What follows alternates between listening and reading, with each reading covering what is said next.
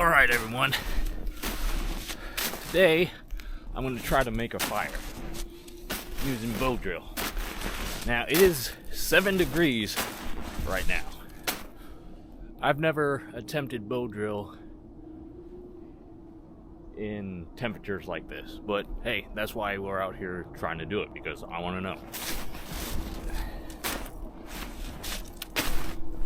So first thing, or I guess the main thing about bow drill fire, any type of primitive fire, any type of just fire making in general, is it's all about prep. How you prep from the beginning is going to determine whether or not you're successful or not.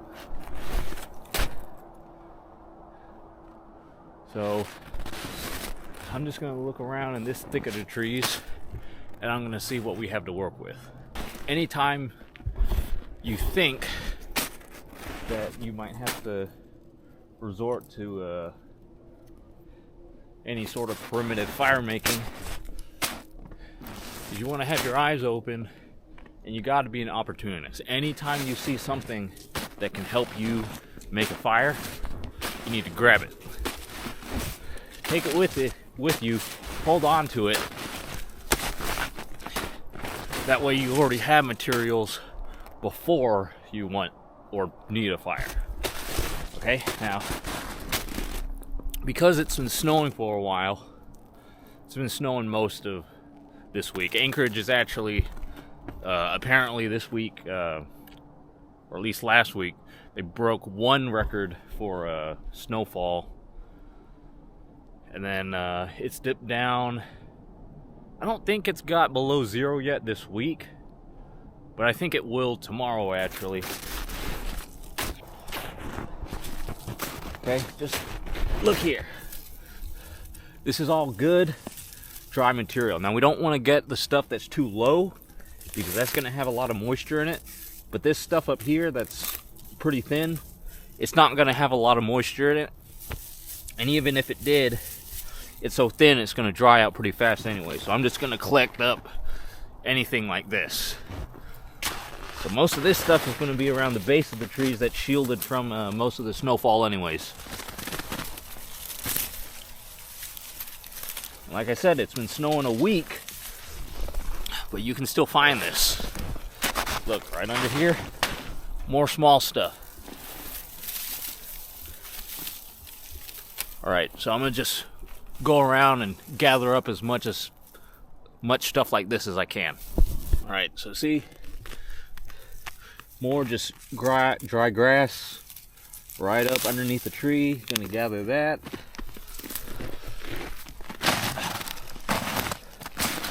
So you see, I'm starting to gather up more material, and just because it's cold, and yeah, because it's been out here on the near the ground, it's gonna have some moisture in it, and it's gonna be cold.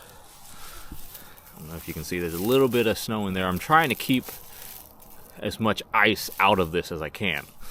But what I'm gonna do is that I'm just gonna go ahead and tuck this into my jacket pocket. That way I can go ahead and get its ambient temperature up. Okay. Now you do want to consider the same kind of things like whenever you're doing your cold weather layering.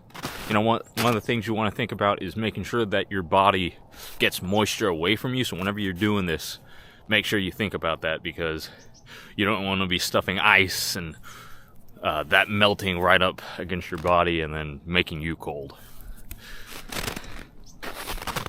Okay, look, there's still some more right up here. Okay, you see this has a little bit of frost on it because this is out a little bit more out in the open. So I'm going to try to stay away from this stuff.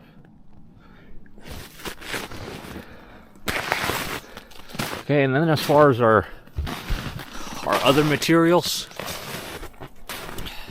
good rule of thumb to remember is that you want material that snaps, because that means that it's dried out. Okay, anything that's just hanging out like this small stuff, okay? And that one had a little bit of bend to it.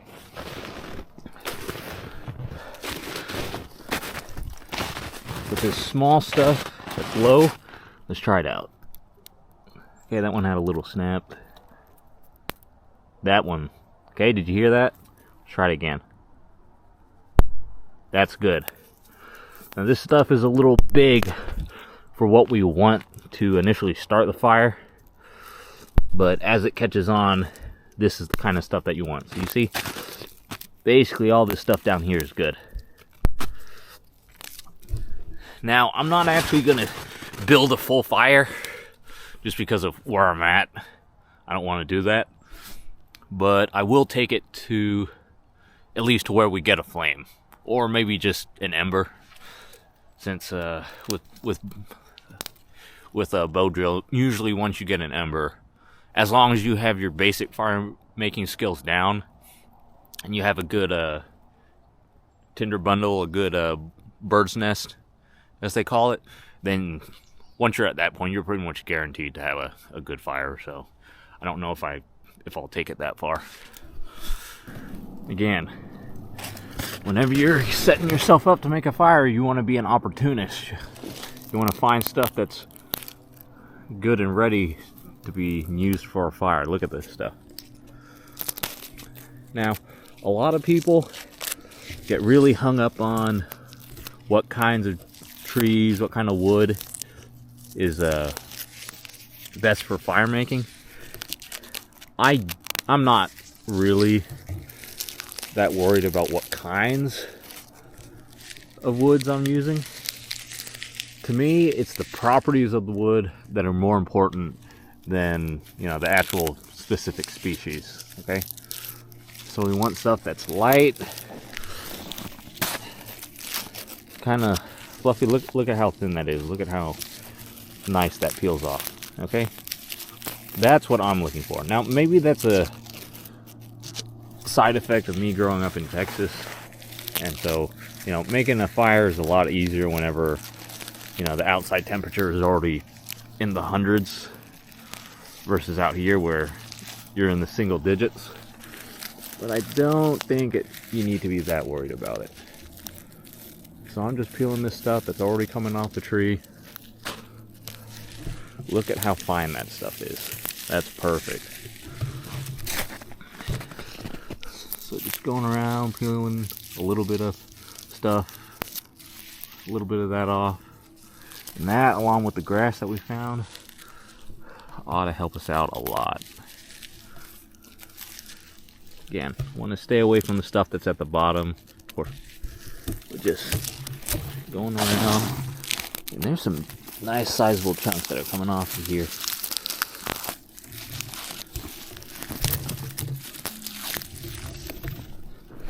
Okay, look at this up here. All the way at the top of this that broke off.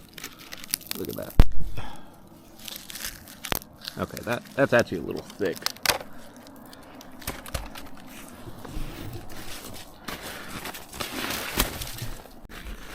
Look at this.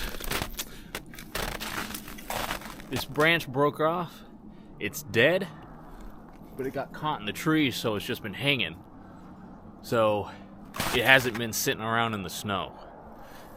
This is something really good to find. Now, as long as whatever, you know, like I said, it's dead, so as long as whatever killed it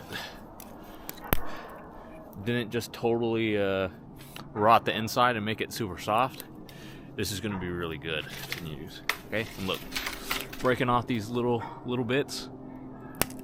Okay, it snaps. Okay, this means it's good. It's dry inside. Look, here's another little bit, another branch that just is dead, broke, dry, fell off, but didn't hit the ground. This is also really good. Now here's an example of something that you wouldn't want to use. Now this single stalk right here, just sticking up out of the ground. Look, I can break that with just my thumb. It's about as thick as my thumb, and I can still just snap it with my, oh, or at least the top part of it. Okay, yeah, see? That's not gonna do us much good. It might catch on fire fast, so I'll still keep it. But I'm starting to look for materials to make the actual bow drill set. This isn't what I want. So, excuse me. I can't exactly remember all the names to all the parts for the actual bow drill set, but obviously we're going to need the bow, hence the name. We're going to need the drill, the spindle. We're going to need the baseboard, I think it's called, and then the bearing block. Now the bearing block I don't have to make, because I got fancy on my knife. See that dark part in the center of the handle? Okay, that's called a bow drill divot. So instead of having to make a bearing block every time you want to make a bow drill fire, this knife already has that built into the handle, which saves us some time and some work. Again, making fires, especially like this, is mainly just prep work. And we want to be lazy, so anything that we don't have to do, I welcome. So whenever I'm making a bow drill set, the part that I'm most finicky about is the actual spindle, because that's what's going to be spinning. You can get away with kind of a wonky, crooked actual bow, but the spindle, since it's what's spinning, if it's not pretty straight, then you're not going to be able to get it going very well. So a lot of people think that,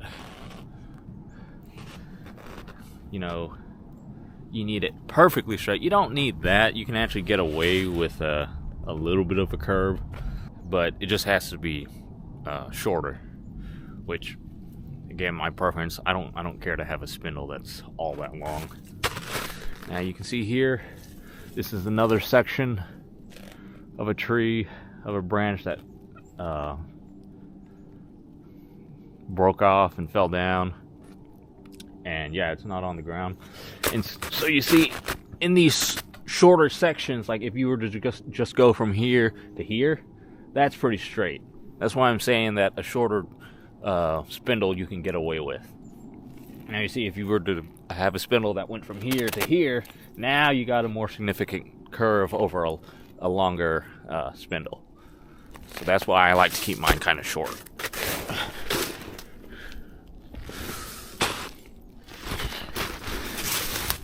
You can see this section, this one's pretty straight, but it's a little bit thicker than what I want.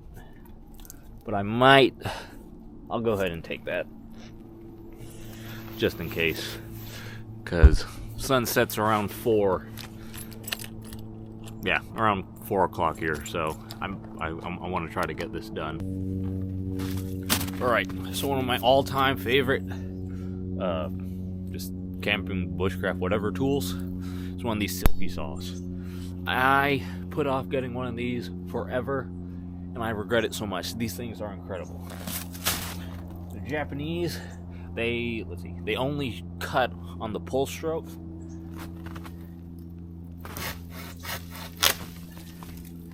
Okay, now let's check this material. That snapped off a lot faster than I thought it would. Now, okay, so for your spindle, you want it about as thick as your thumb. It's kind of a good middle ground between having something that's thick enough so that it's strong enough, because you're going to be putting some pressure onto that spindle. But the smaller in circumference that your spindle is, the more revolutions, the more spins that you're going to get, which is going to help with how fast your fire starts. Now, a test for the hardness of your spindle, you generally want a pretty hard wood. It's just take your thumbnail and try to dig it into the wood, and it shouldn't really leave a mark. So this wood, it's okay. Another good thing about these silky saws, okay, I'm gonna just use it to strip off this outer layer of bark. Okay, you can use the spine of it. Just get all that off. Okay, that's gonna be wet.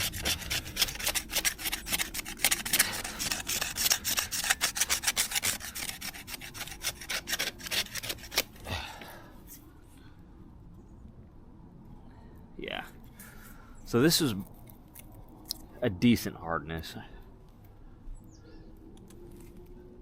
I might try to find something else, but I'll hold on to this one just in case. Okay, so this was another section of a tree that fell off, broke above the ground, but look at this one. This one is still green. This one still has a lot of moisture in it. So they're about the right size, and there's a pretty good straight section in there at the about the right size that I want, but it's too green. It's too moist. Pass on that one. So now I have enough material for my tool set. I just took a section out of this fallen tree, this fallen branch right here. So I have my spindle. See, it's not perfectly straight, but I'm gonna trim it down, make it a little shorter. Should do fine. It's about the hardness that we want.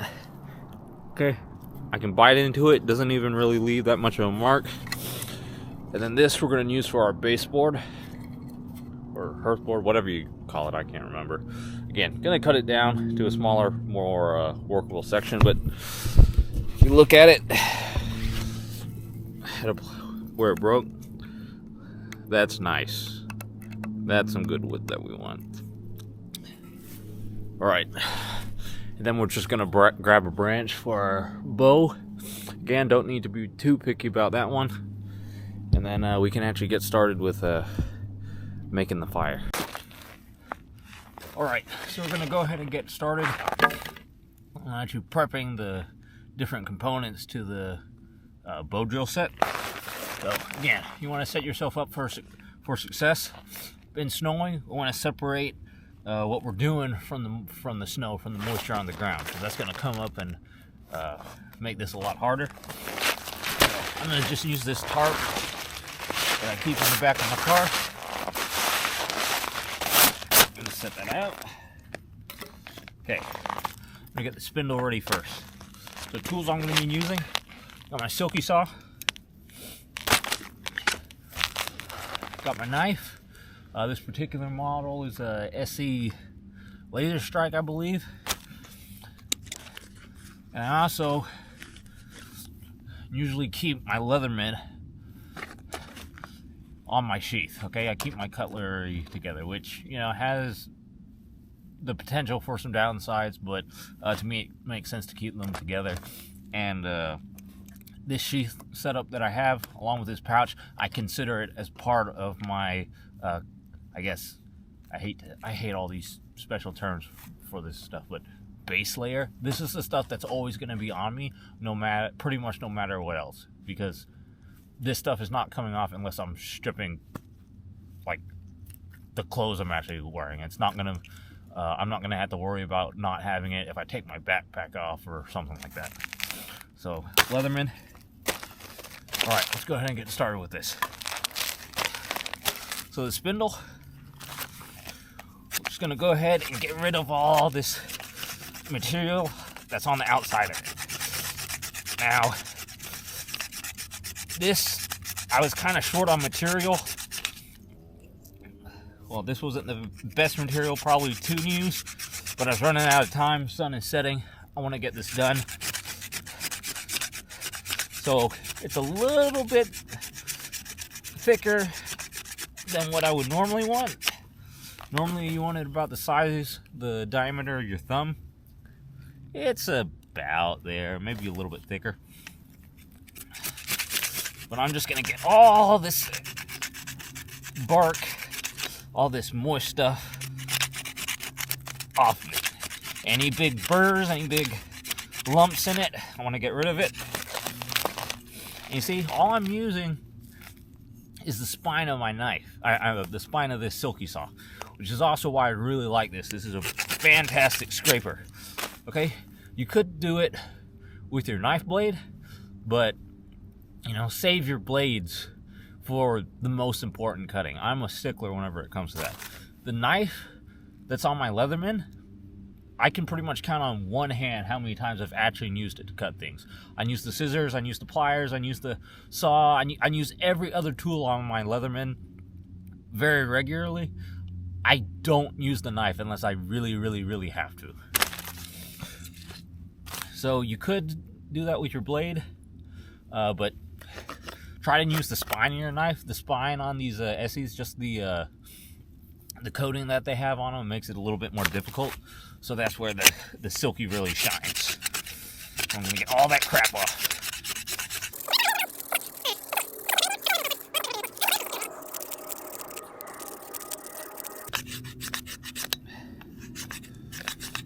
All right, so I'm gonna say that's good enough.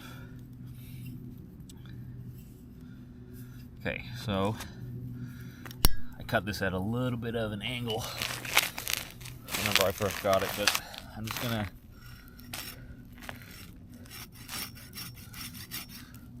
cut the end of this.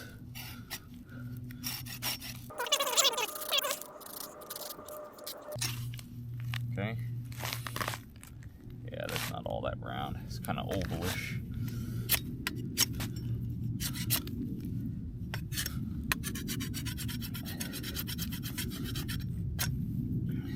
Okay. And the other end that is going to go into the bow drill socket on the knife.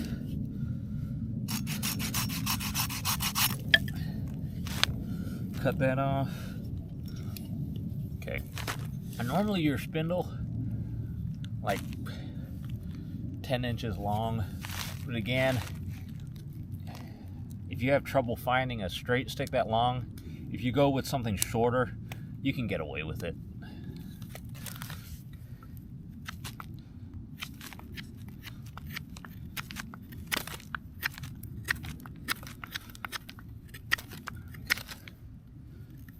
Okay. Now, for me, because this knife has the bow drill divot and I want to use it, because I don't want to have to make a bearing block, I do have to make sure that I cut my wood down so that it actually fits in this socket.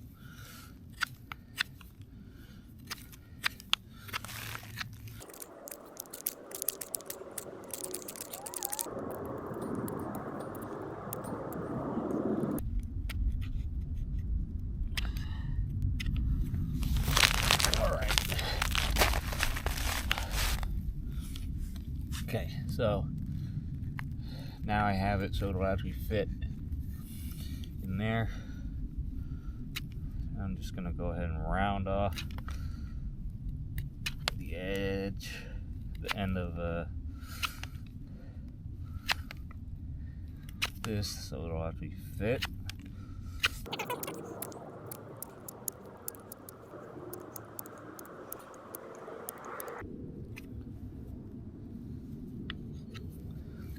Alright, so there's my spindle.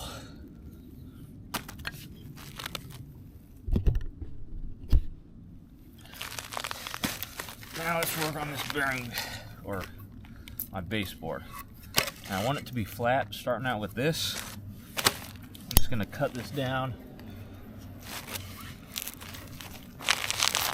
to the size I can work with.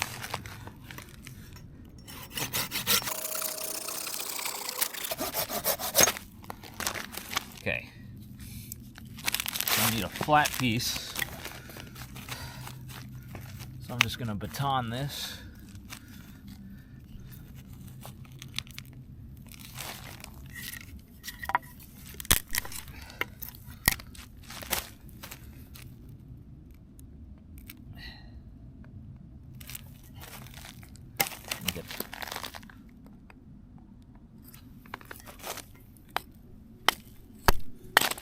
Okay.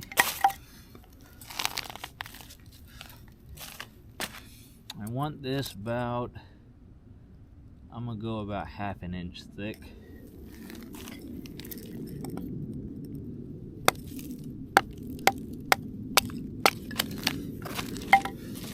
Okay. Then you can see, I'm gonna go with this end. And just touch it up a little bit.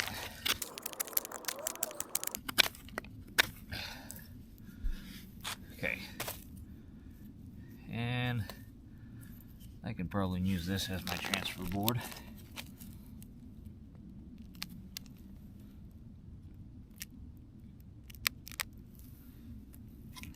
Break this down a little bit. Okay, and that piece I'm going to use to catch my ember. So now I'm going to just make a place for my drill to go into. Okay, and I'm just going to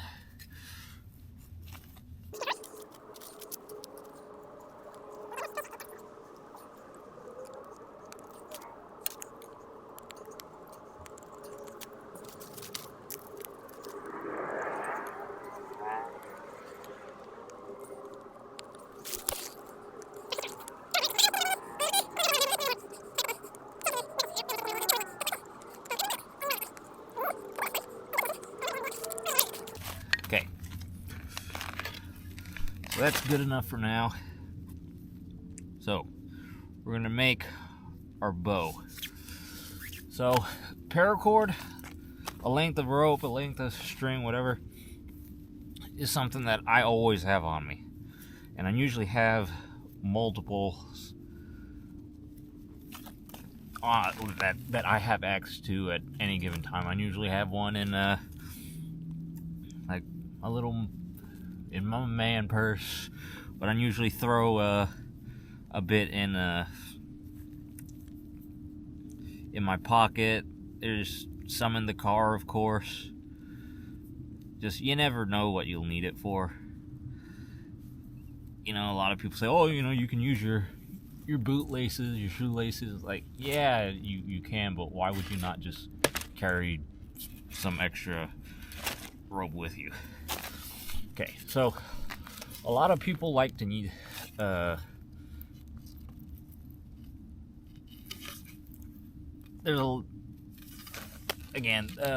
maybe I'm not as picky as I should be whenever it comes to this, but I'm not real picky about how I set up my bow.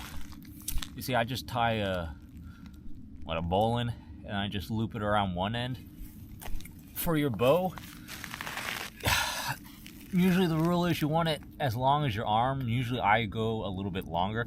If you have a short bow, no matter what size bow you have, whenever you actually start making strokes, you usually only end up using a fraction of the total length of your bow. So if you want a good long stroke, so I just go a little bit longer than my arm.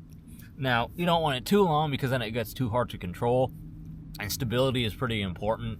Stability and controllability once you actually start going. And also, you just want to make sure the area around you is pretty clear. Another thing, whenever I set up my bow, again, me not being too picky about it, I just kind of tie a couple loops around the end, and I don't make it too tight,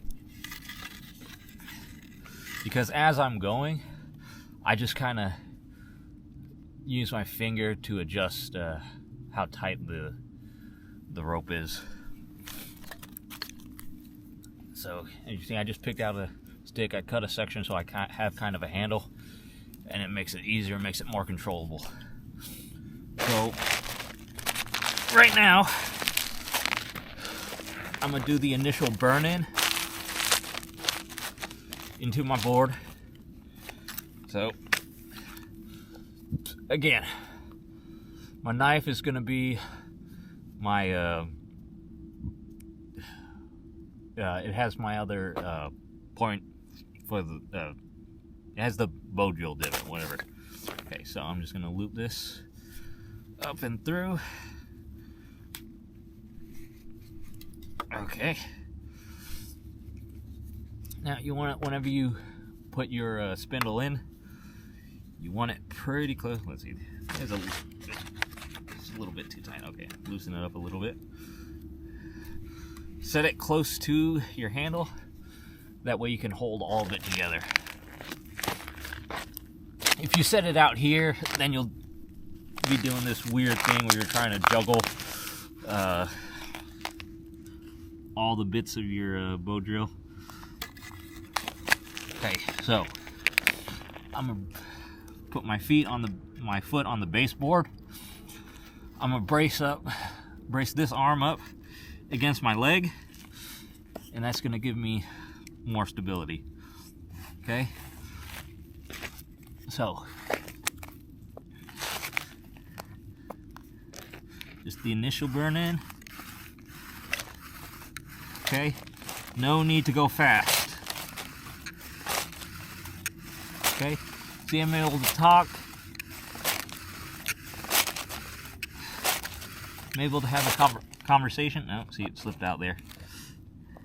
I didn't really drill that deep enough into this board, but it should be good.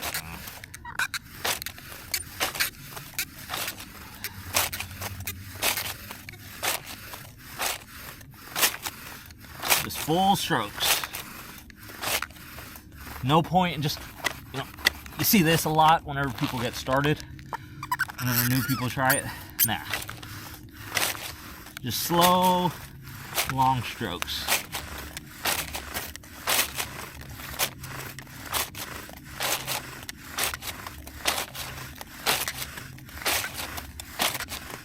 Okay, and you can see I'm actually getting more of a burn in my socket than I am in the actual wood that I'm trying to start the ember in. So a trick you can use is just get it wet. It's snowing, so I'm going to use a little bit of snow. But you can put mud, dirt, spit in your in here to help it out, so it doesn't start burning first.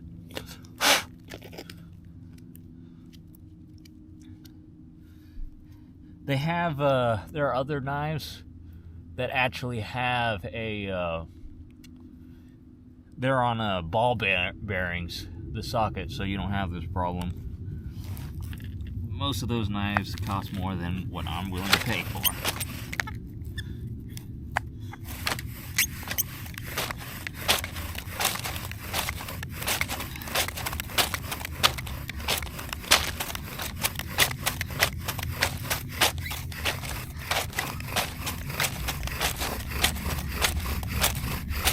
I'm gonna go a little bit faster because I'm trying to generate more heat in the board that I want, because yeah, my socket, I can feel my knife heating up right now.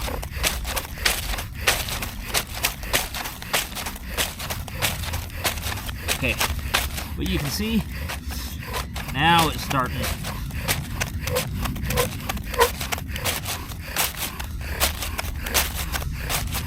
Okay, and as I'm doing this, it's gonna help to drive out some of the moisture.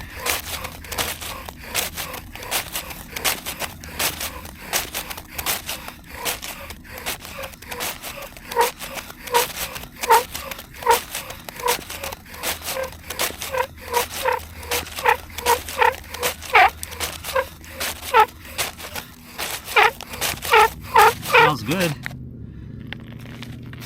Okay.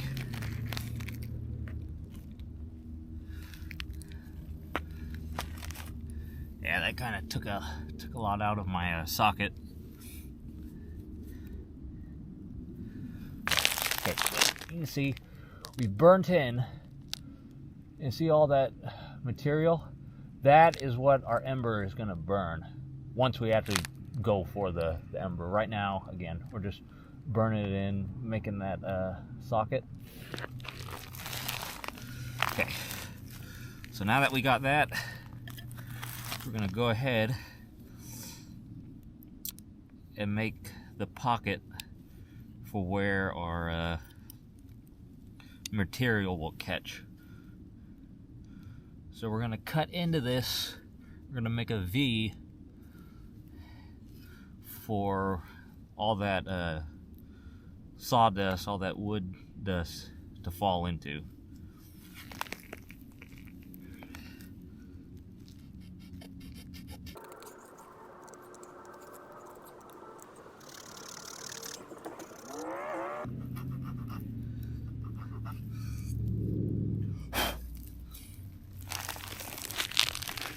Okay, so I've cut in a notch into that socket. Now what I'm worried about is that this is going to be a little bit too thick.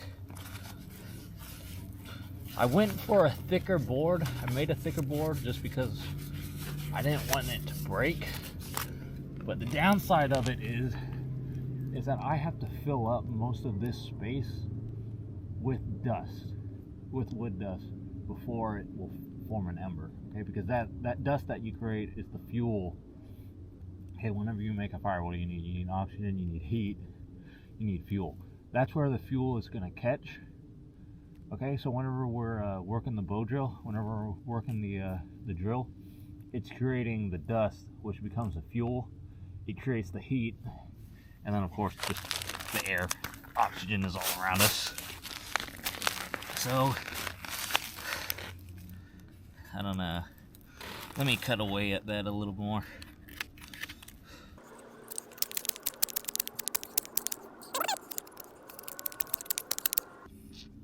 You know what? I'm gonna just send it. Whatever happens, happens. Okay, now remember, we had all that material from earlier, from the beginning. It's been in our pocket the whole time. So now it's a lot warmer. And hopefully a lot of the moisture that was in it is gone. So I'm gonna just prep it. We're gonna make what's called a bird's nest. Okay? It's just exactly what it sounds like. Just make what it looks like, a bird's nest. Okay, we're just gonna form this up. Normally I take a bundle to put in the center and I just roll it up in my hands. Don't just start smashing it right away, or you're gonna give yourself you can give yourself some pretty bad splinters doing that. But just kind of slowly start, little bit, add more pressure, and then just really crush it down, make it, you'll see little powdery bits. Let that powder fall in here, that catches fire really well.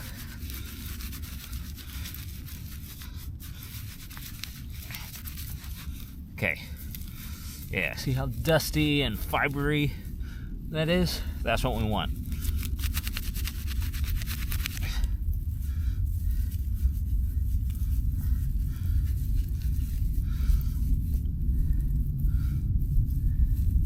Okay, I'm gonna call that good enough.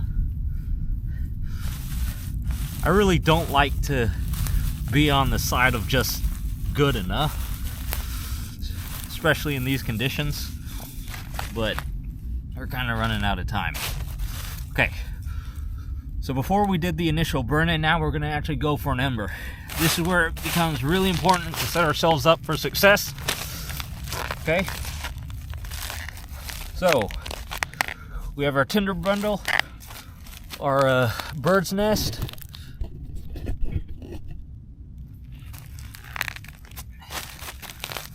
Okay, make sure we're comfortable. I kind of wish I had something to put underneath my knee. I did not prep for this, so I did not wear the right pants. My leg is pretty cold. Jeans were not the right choice. Okay.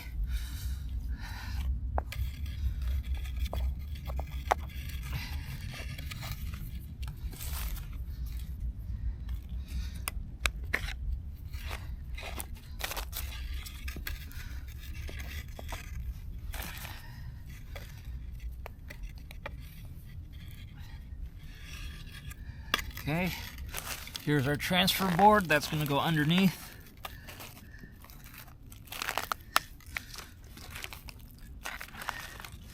Okay, everything is in position.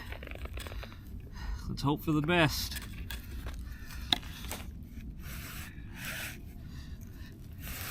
Okay, long strokes.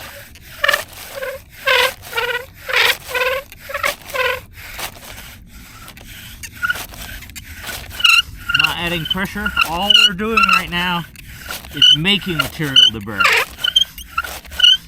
Getting our fuel first. I can see smoke already.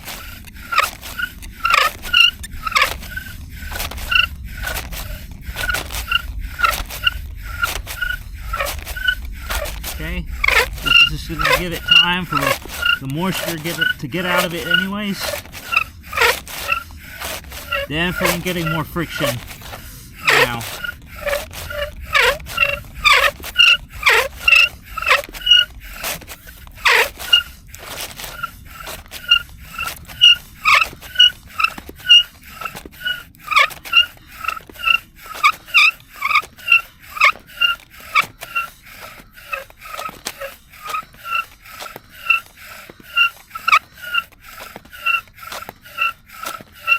Okay, you can see how much smoke is coming out of that. Okay, so now we've filled up that gap. I'm gonna go ahead and take a break. You can see it's still smoking even though I've stopped. That's a good sign. So we're just gonna take a breath. Relax.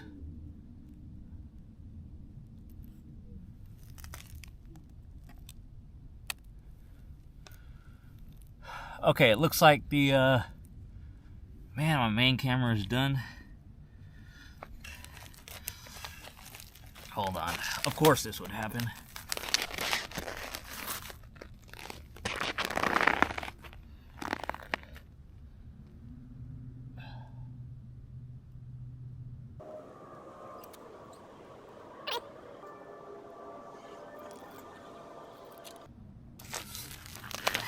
Okay, now, hopefully whatever progress we made in heating up this material we didn't lose. I mean, yeah, obviously we lost some, but, you know, we still got enough fuel here. So, hopefully, all we gotta do is heat it up. Okay. Going for the burn this time. Again. Oh man, I'm so cold. Start slow. Heat it back up again.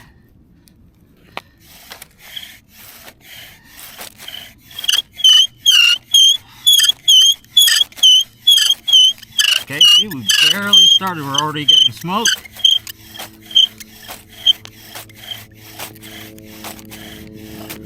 Gonna keep it going like this for a while. Let's go to like, let's say 30.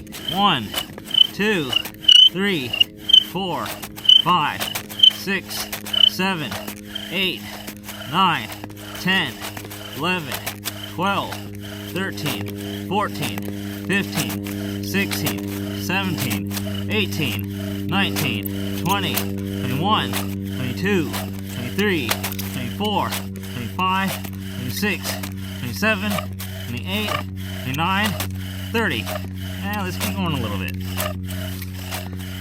I'm not in a rush. I'm talking. I'm not breathing heavy. Okay, let's pause for a little bit and then we're going to go faster. We're going to go for the actual burn.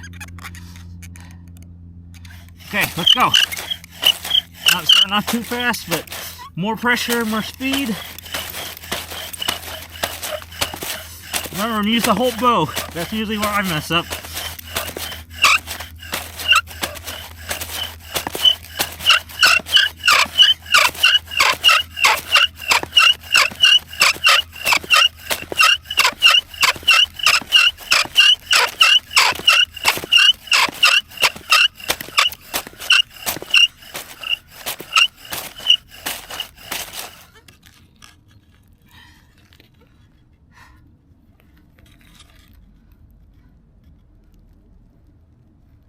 Alright, it's still smoking. That's a good sign. That's how I usually mess up. See, I made it pop out. Okay. See right there? That's also where I've messed up before.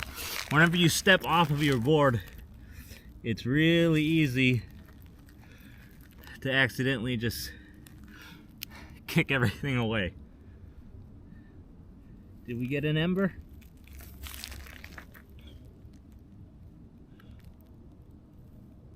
Nope, doesn't look like it.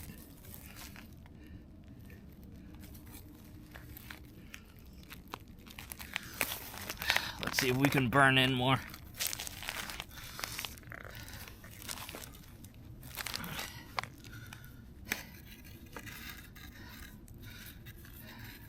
gonna tighten up my drill.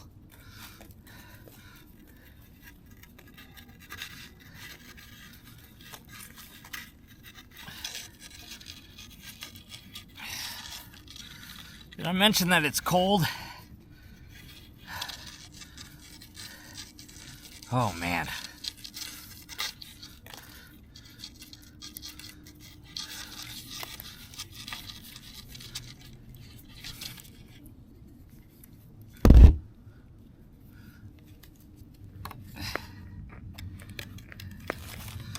Okay. Put a little spit.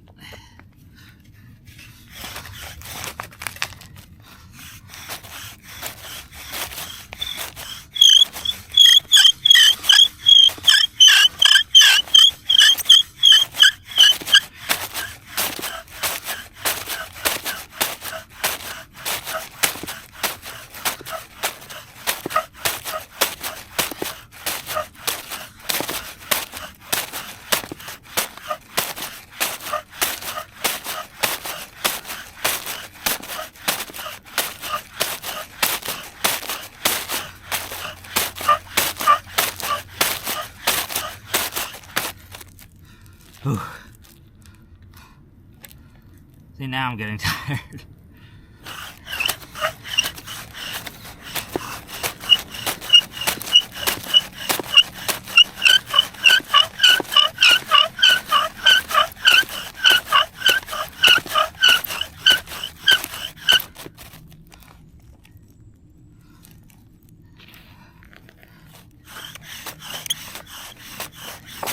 Getting a lot of smoke, got a lot of fuel. I think I might have just started with material that was too wet.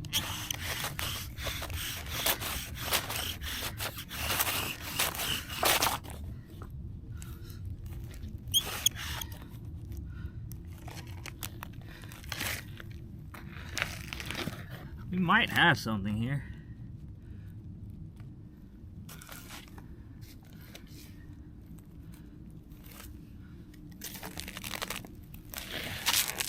Let me bring this in closer. Okay. I think we might actually have an ember. Okay, see how it's smoking on its own? Okay. You want to be very careful with it right now. Okay. So what I'm gonna do is I'm gonna get low, because, you know, if you think about it, I'm gonna keep my head turned away from it too. I don't want to breathe too hard and then snuff it out. But think about it. What way does fire burn? What direction does heat go? Heat burns up. So what I like to do, I like to get down like this, even though I'm laying on a asphalt that's covered in ice. This is not pleasant. But I like to get low, because then it forces me to have to blow the fire up. I'm working in the direction the fire's already going to be going. Yep, we actually have an ember. It is 7 degrees and I was able to get an ember. Okay, this is burning on its own. I don't want to blow on it, but okay, it's burning on its own. As long as this found its way into more fuel, more dry material, this will catch on fire all on its own. Let me turn it. So, okay, I gotta be careful with it. This thing is gold right now. You do not want to lose this, not want to drop it. I don't know how much the camera will pick up. Okay, I think it just picked up on it a little bit right there. You can see this is burning on its own right now. So all I'm gonna do is I'm gonna transfer it to my bird's nest. A lot of people, you'll see them just dump it into the bird's nest.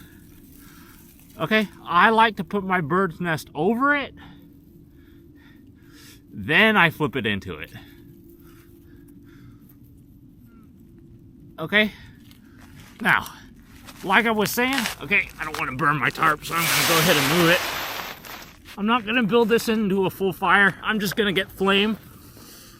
But like I was saying, I like to lay down whenever I do this, because you'll see a lot of people, they just blow down into their bird's nest, and then they get smoke in their face and they're coughing and choking, and what you'll end up doing a lot of the time is that you'll end up just blowing and chasing the ember down through your bird's nest before it actually gets into a flame.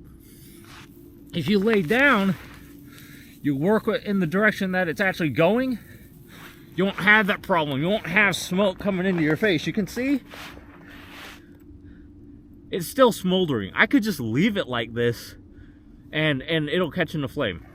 Now at this point, there's a couple ways you can actually work this into a flame. Okay, I can see it in there.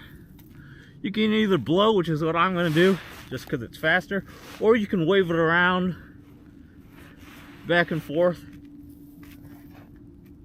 But I'm going to blow on it. Hold on. Okay, I lost track of where it was for a second. Okay, here we go.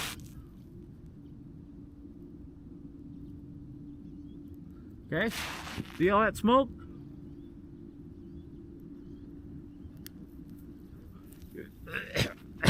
Okay, so much for what I was saying about not getting smoke in your face. Here we go.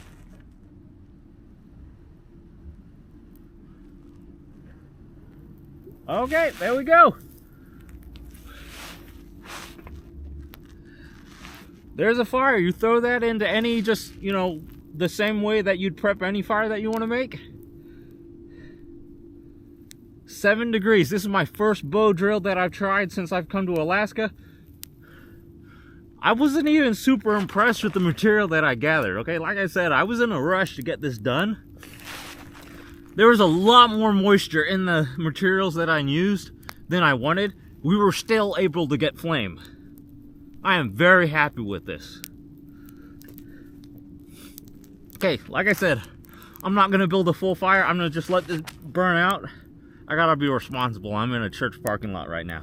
I'm gonna lay down right here, let it burn itself out. Hopefully the smoke doesn't get too much in the camera's way.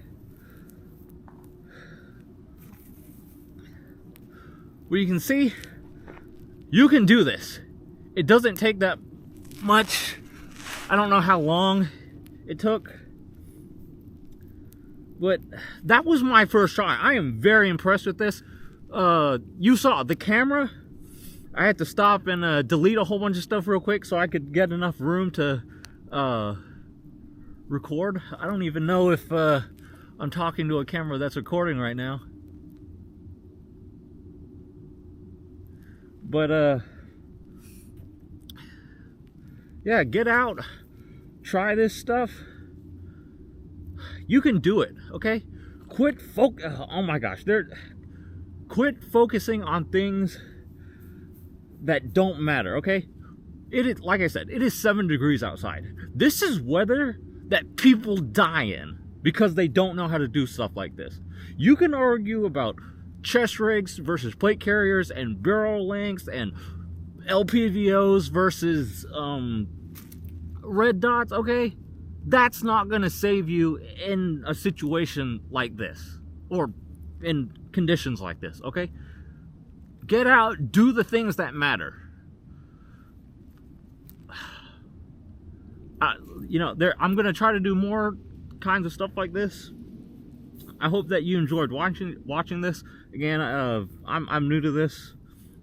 I know I didn't explain it as well as I could, but I just want to encourage you guys to actually get out, do the stuff that matters.